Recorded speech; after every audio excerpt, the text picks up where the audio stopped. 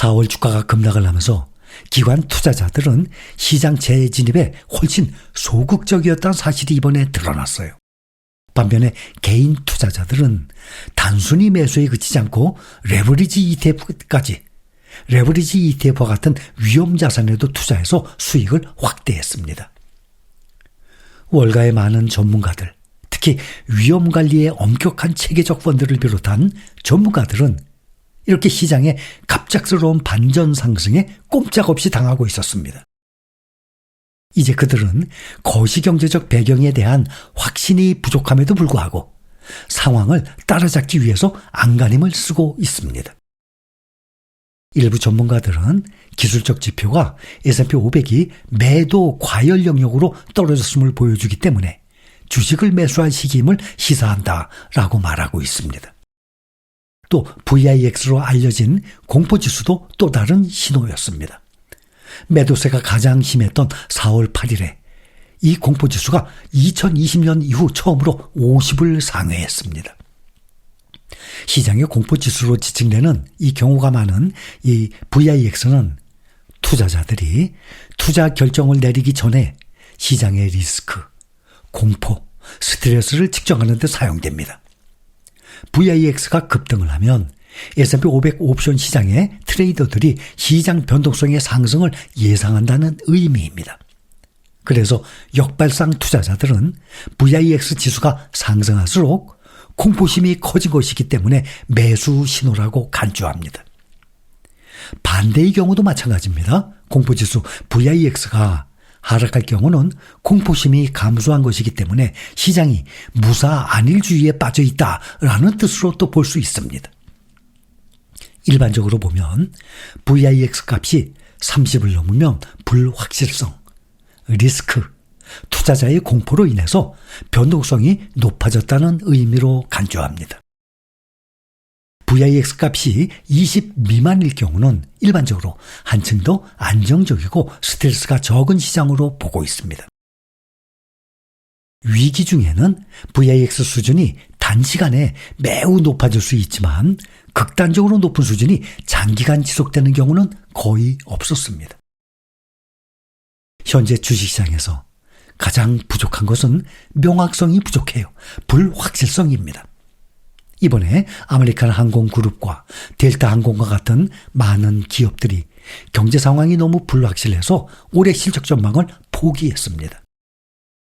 아마존은 예상보다 부진한 영업이익 전망을 내놓았고 향후 몇 달 동안 더 어려운 사업 환경에 대비하고 있다라고 밝혔습니다. 그러나 관세 문제 때문에 AI 발전이 둔화될 가능성은 낮아 보입니다. 하지만 경쟁 구도와 선두주자의 변화를 가져올 수는 있습니다. 벌써 마이크로소프트가 애플을 제치고 시가총액 1위 자리를 차지했습니다. 예를 들어서 애플과 같은 기업은 관세로 인해서 중국 경쟁사인 화웨이보다 더 큰 타격을 입을 수 있습니다. 화웨이는 애초에 미국에서 큰 영향력을 행사하지 못했습니다. 팀 쿡 CEO조차 2025년 하반기 관세 관련 비용을 예측하는 것이 매우 어렵다고 인정을 했습니다. 이러한 발언으로 인해서 애플의 주가는 예상보다 양호한 실적에도 불구하고 실적 발표 후에 4%나 급락을 했습니다.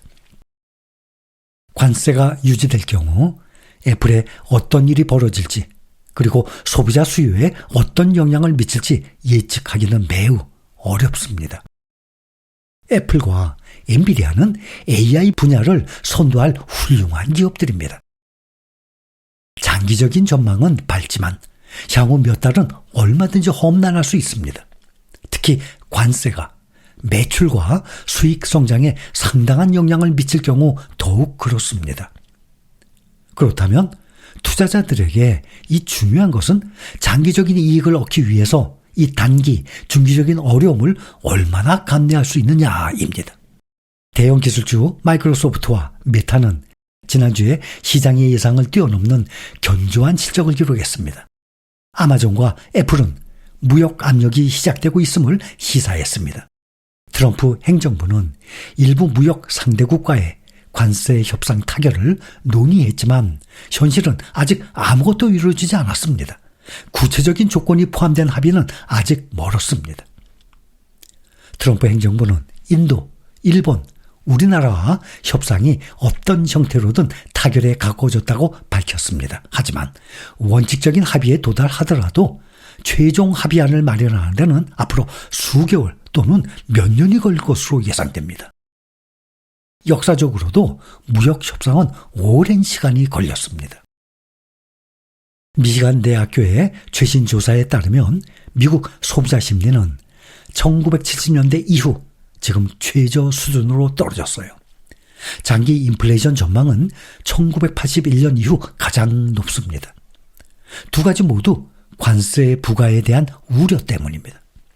앞으로 관세가 경제를 압박하기 시작하면 그동안의 상승세가 빠르게 다시 약화될 수 있습니다. 더욱이 엔비디아 CEO 젠슨 황은 최근에 중국과 미국의 AI 경쟁이 실제로 매우 치열하다라고까지 경고했습니다. 미국의 대표적인 AI 기업 애플과 엔비디아가 관세로 인한 타격을 입을 것으로 예상이 되고 있는 가운데 이러한 파급 효과로 미국이 근소한 차이로 앞서 나가던 경쟁에서 다시 뒤처질지 여부가 관심사일 정도입니다. 그동안 투자자들은 항상 신중하게 접근을 해야 합니다. 협상 타결 전까지 미국 기업들이 얼마나 큰 고통을 감내해야 할지 아무도 모르기 때문입니다. 앞으로 관세 문제가 해결이 되는 힘든 기간을 견뎌낼 준비가 된 투자자들이라면 주가가 약세일 때 신중하고 점진적으로 저가 매수에 나설 때일 수도 있습니다.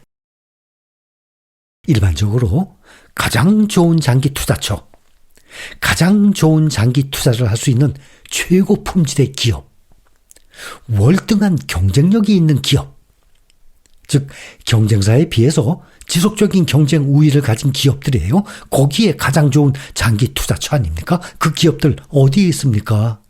바로 대부분의 기업들이 미국 주식시장에 몰려 있습니다. 이것이 바로 우리가 미국 시장에 투자를 하고 있는 이유입니다.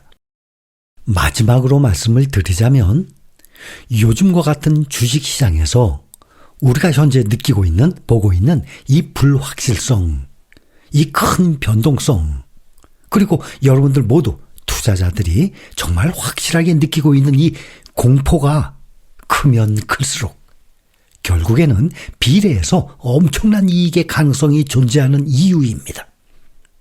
요즘처럼 주가가 폭락을 하지 않는다면 투자 수익률 장기적으로 보면 그렇게 높지 않을 것입니다. 정말 이런 내용 너무나 많이 말씀드렸어요. 한창 주가가 오를 때도 말이죠.